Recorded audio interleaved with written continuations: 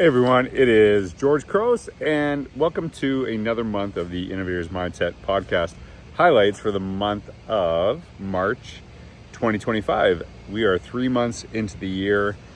Great guests, and I've actually this year been focusing on one guest a week to connect with people, to learn a lot about them, but also share some of my thinking, some things that I'm doing. And as always, I like to share a little insight, little story before you get to my great guests. So many this past month, and I feel really blessed people take their time to learn and to share their learning, connect with me. The thing I want to share with you all today is something I just wrote about in my newsletter, and you can subscribe down below. And I share every Saturday. And this week I just finished writing about 3 non-decisions I make every single day that make my life better. And I think it's something titled like that. But it's things that I basically decided to do once, and I don't think about them anymore, and it makes my life so much easier because we get into decision fatigue. If you think about, for example, Steve Jobs wearing the same turtleneck his whole life. You see some people wearing the same clothes every single day. It's not that they wear the same shirt, but they just pick the same thing because they don't want to think about it. There's little things you can do in your life that once you make the decision, you're just done doing it. And so I shared 3 that I focus on, and maybe I want you just to consider, like, what's one that you can kind of just stick to that will make your life easier. So the first one I shared was basically I put my clothes out for my workout the night before. And the reason I do that is basically I know I'm going to work out every single morning, and it's just one less obstacle to kind of get in my way in doing that. If I set those clothes out, and I typically decide, my week, what I'm training for, kind of what each day is going to look like. So I know the night before what clothes I should have. If I'm going to run outside, it's going to look different if I go to a gym. But having those clothes out when I'm tired, when I'm exhausted, when every little obstacle along the way could actually deter me from doing what I had planned on doing, that is really beneficial because it's one less thing that I think about. So if you like to work out, in the morning, just kind of plan for what you're going to wear the next day, and just kind of put it on and go. And that, obviously brush my teeth and clean myself, but that's all there. It's just one last decision I actually have to make. The second non-decision that I make is because of is basically not having any junk food in the house. As many of you know, I've always struggled with my weight. Something I have an issue with, and I've never had a problem exercising. It's actually healthy eating, and if you put junk food in front of me, I'm going to eat it. I just for whatever reason, I don't seem to get full. I could eat basically 10 bags of chips, no problem. I remember as a kid, I used to eat 4 bags of chips all the time because I like different flavors. And if you have chips in the house, I'll eat them. I don't care if they're good or not, I'll eat them. If I find them, I'll eat them. So instead of kind of having that struggle and seeing how my willpower is, I just don't even basically have that in the house. And you can say, you got to learn to moderate and stuff like that. I think for me, it's way easier to kind of avoid temptation when you don't have to deal with it, when it's not even an option. If I had to get up, go out, go get a bag of chips, it's so much more onerous than just kind of going to my cupboard. And it's little things like that you will grab when you're struggling, when you're stressed. So one of the tricks that I have, because it's not like I never get hungry at night, is I always try to eat fruit first. And you typically can't eat tons of fruit. Like there's only so much. I'm not like, ooh, more fruit. And maybe you are, but if you just had so much fruit, you'd probably be okay. But chips, I'm not gonna feel good the next day. And kind of not thinking about that has really helped me kind of with this ongoing battle with some food stuff that I have going on. And I've been kind of open about that. It's something I've always struggled with. And it might not work for you, but it's something that works for me. So I just wanted to share it. And then the last one is kind of what you're listening to right now. Each week, each month, I have certain piece of content that I will put out. I have a podcast that goes out every Thursday, Sunday. I have a blog post that goes out every Wednesday. I have an email newsletter that goes out every Saturday. And the reason I tell you that is because it keeps me accountable when there's a schedule. I don't decide if I'm going to write or not this week. I know there's certain points I have to do it. Now, I know there's some weeks that I'm going to be busier than others. So I will have to get stuff done ahead of time, but it's still accountable to that. And it's not something I like hum and haw about. It's just something I do because it pushes not only my growth, but it's opened up doors for me. I know that when I first started writing, it wasn't to become a speaker or anything like that. I just want to understand how would kids actually use this. And it's really pushed my learning and opened up doors for me over the years. So I heard something and I got this idea from a podcast, and I wish I could find what it was. It was just random and showed up, and I listened to it, and it was really, really helpful. And they said one thing in the podcast that really stuck with me is that you don't grow a plant by just dumping a bucket of water on it once. You have to water it a little each day. And that's something I really try to do, is that you kind of water each day. I meet people, they're like, I want to start a blog, I want to do this on a podcast. And they will, like, one day they'll do 100 posts and they'll write them all, and they'll just post, and they just get so overwhelmed that they just quit. I have friends that are like that all the time. I'm just like, hey, just schedule it. Just plan that you're going to release something every Tuesday. I'll give you an example. Lainey Rowell is great with this. Lauren Kaufman is great with this. Megan Lawson, great with this. They have a consistent blogging routine. I highly encourage you to check out their blogs. And I don't know when they write, but I know when it's released. So that, I think, really helps me to not really think about it, to just do it. And it definitely has opened up doors to me. I wouldn't say it hasn't. But it's always pushing my learning, because I make sure that every week I reflect in some way to share my learning. So those are just the 3 things. I'll go over them real quickly. Put out my clothes the day before, get rid of junk food, and have a consistent time for writing. Those are things that I don't think about, I just do. And once you commit to it, you don't have to make the decision again. I hope that helped you. Like I said earlier, just share one thing. And if you want to do this, share in the comments. What's one strategy that you maybe use that you don't even think about, you just do, that makes your life better? Or one thing you want to try. I'd love to hear from you in the comments. But if you got nothing on this, I promise you'll get something out of my wonderful guests. Thanks for indulging me. I'm trying to get outside more. I'm trying to spend some time just writing, reflecting, being outside. So I appreciate you being here, doing this from my phone. But welcome back to another monthly edition of the Innovator's Mindset podcast.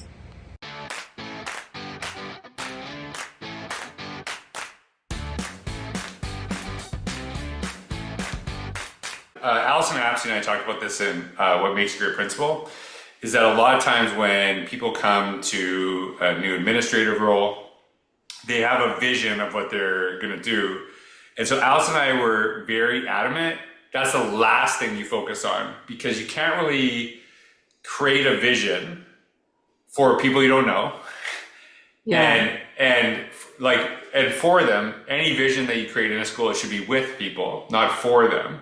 And you don't know access to resources, but a lot of times it's like, I'm going to go in there, we're going to do this. It's like, you don't even know what's going on that's really great in that school. You don't know what you're building upon. So I really appreciate that that's something that you see is like, hey, like you actually have to work with people. You can't just like come in there and like go and fix them, right? And I think that's something that really resonates with me. Yeah. Well, I mean, for me, the culture of your classroom, or the community, the feeling in that classroom is my number one goal. Like when I first get kids, even the first week, I don't even do anything academic. It's just community building, getting to know them, like setting the tone for what it's going to feel like in here. Do some academic things, but in leadership too, that's what I think about a lot is how are we creating a culture of engagement, or not compliance, which I think administrators are doing most of the time, and that's where it can be a little bit tough to kind of get to the leadership stuff. Yeah, and someone's probably listening to this and going like, "Whoa, geez, that's like a waste of a week." Like, you probably got so much curriculum and stuff like that too. But if you read any of like Covey stuff, Speed of Trust, once you build out, everything gets done faster, right? Like less classroom management, those things. I think that's a really important aspect. I mean, I'm going to say this, and people aren't going to believe me, but I have zero classroom management issues. Like nobody believes I have personality, I have needs, but there's not. I spend a lot of time building with these kids and them building with each other, and the goal is just not to notice me in the room most of the time. And if you can build a culture like that where they're leading the way and they know you believe in them and there's trust, you can get a lot out of people. And I think that's the same for leadership too. There's a book right there There's a book. There's a book. What's it called? What's the book? It's called I Have No Classroom Management Issues. And here's how you can have none either. I'm going to get in trouble for saying that. But I really don't. Right. I really don't. Listen, I'm telling you, that's a book. That's a $1 billion seller right there. I've shared this with groups. I was actually just in Arizona. I shared this with the group of teachers I work with because I used to ref basketball. And I said, you probably felt like this. When you ref a basketball game, you are wrong 100% of the time to at least 50% of the people, right? And then if you make a different call, the other 50% could be mad at you, right? And people totally like, oh my God, that's exactly how we felt, right? So here's something that, this is the last question I ask you. One of the things I find about writing books, especially when you're gleaning insights from other people, from different, districts, different areas, different people in different scenarios, that there's sometimes I'm like I'm writing this book, but where I needed this advice so badly. Like I wish I would have known this before. And so you're getting all these different perspectives. Is there something that when you're reading it and you're going through what other people are sharing, that you're like, here's something that would have really benefited me? Oh my gosh. Right? Wow. That is such a good question. I mean, there are so many things. I'm trying to think of one that comes to mind. Mary Elizabeth Davis, she was a superintendent in Cherokee County, I think was where she was. She talked about, and it goes back to this idea of district teams and how it wasn't really advice. It's just this idea that I think her quote, and it was something around, before the pandemic, district teams were kind of a nice to have, I'm meaning, smaller districts. It's nice to have a district team that you can lean in on and help you through crisis. But after the pandemic, she reflected on the fact that it's not a nice to have, it's an essential. It's what you talked about. It's essentially, you have to have a district team that you can rely on. And this idea of really effective leaders hire people that complement their skills, but it's okay if you disagree with them. And it was in the context of crisis management. So I think as you asked that question, my first year, or maybe even 5 years, I don't think I understood the power of really how to hire effective leaders. You just don't really know how to do that because you're too busy just managing your district. So I'd have to kind of, figure out how to articulate that a little clearer, but, really understanding how critical it is to hire an effective district team. I think I was okay at it, but really the power of that in your first couple of years. I'll be honest with you, I was really good at it. And the reason why I would say I was really good at it, because when I was hired into administration, I got in a fight with the principal in the interview. And I was like, that was the worst interview I've ever had in my life. And he hired me. And he told me, he said, I hired you because you're the only person who pushed back on anything I said. And I remember this is that he said to me, listen, at the end of the day, when I make the call, you got to back me up, right? But don't let me ever go out there and make a decision you think is bad without saying something, right? Yeah, and so I need you to, and so when I actually became principal, the first person I hired was a teacher on that staff who challenged me on everything. And I was like, that's who I want, because she's seeing things I don't see and she connects with people I don't connect with. Yeah. And it was the same mentality. And it's like that to me is really, really helpful, is that you should never hire clones of yourself because you already have people. So I love that's probably the one thing I was good at was, looking at I'm sure you were good at a lot of things, George. Yeah, but that was I just knew diverse perspectives are, I think, so important. And it's really hard your first couple of years as a superintendent to take, I guess it's taking the time to reflect and strategize and know that. So it was, I don't think I would have ever done it if I wouldn't have not only did I was that was the worst interview I've ever had in my life, and I got hired from it. And it was fantastic. And the reason he actually he baited me. It was interesting. He baited me to see would I push back, and it was just really, really helpful. So I love that takeaway. one of the questions I have is, so I understand obviously this is written from, the perspective of, administrators, teachers, working with students.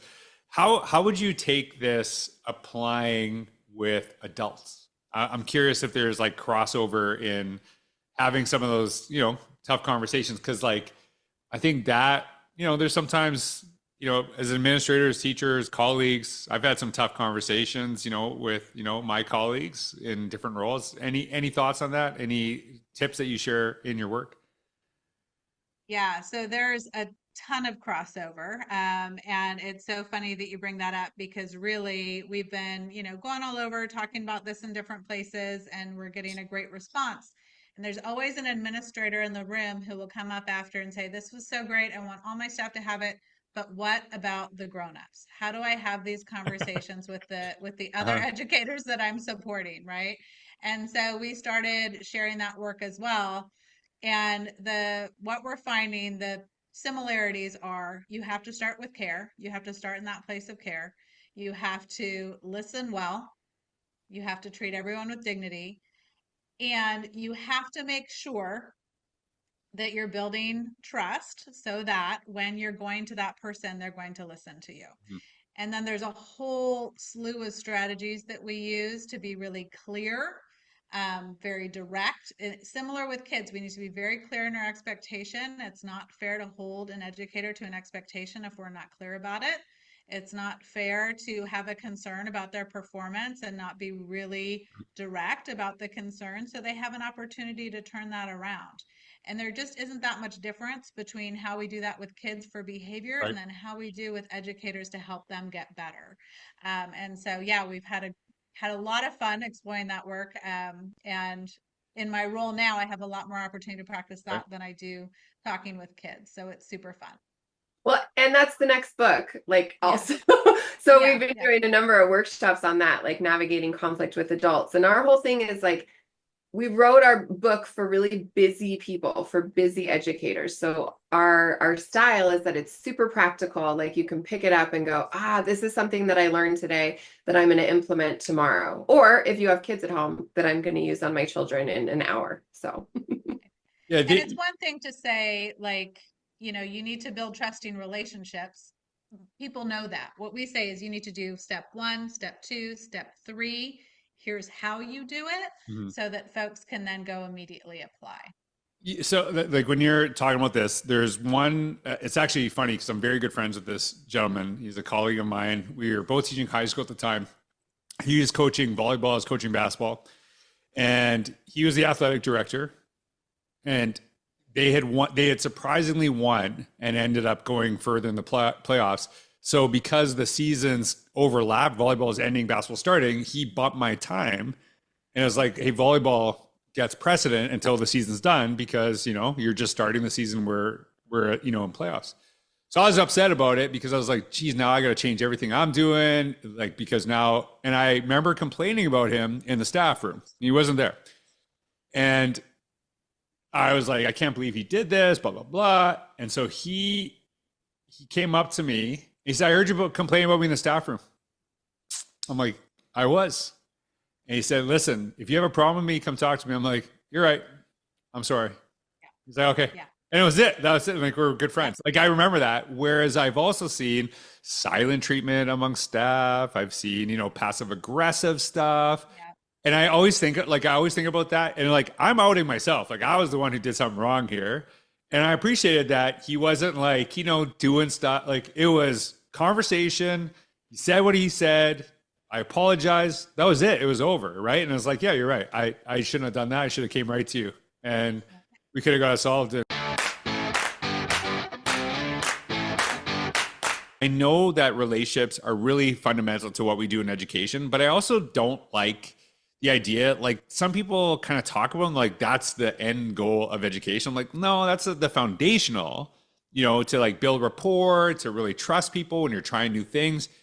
But y'all are doing some really incredible stuff, and that's why I asked you on. And so there's this process, and correct me, the language if I'm using it wrong.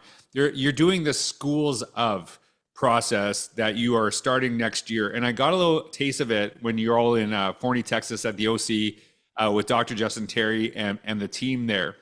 Can you tell us what that is? Because I just thought it was really fascinating, and I wanted to have you on the podcast specifically because I'm hoping people will see this and they're like, we got to do this. And so can you tell us a little bit about that process in your schools?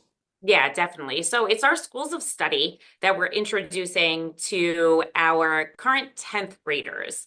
We are IB school, an international baccalaureate school. So we already have different pathways for our students. So we have students that are engaging in the International Baccalaureate Career Pathway program. So we have education, business, STEM, fine arts. And so they can engage in those career pathways. We have kids that are going half day to vocational training programs. And we have kids that are engaging in a whole bunch of internships. Mm-hmm. And they may go and work with dentists. They may go to our elementary schools to learn how to become teachers. They may work with lawyers. So we do have some students that are engaging in career exploration. But it was only probably about 25% of our kids. Mm-hmm. So we're thinking, okay, how do we engage now 100% of our students that are in 11th and 12th grade? And that's where we came up with the idea of creating these schools of study. So right now what we're doing is our 10th graders are engaging in interest inventories, personality inventories, and ultimately career interest inventories to really start thinking of what are their personality traits, what are their interests, and what are possibly career paths that they may be interested in. And then in May, they're going to pick one of our 8 schools of study.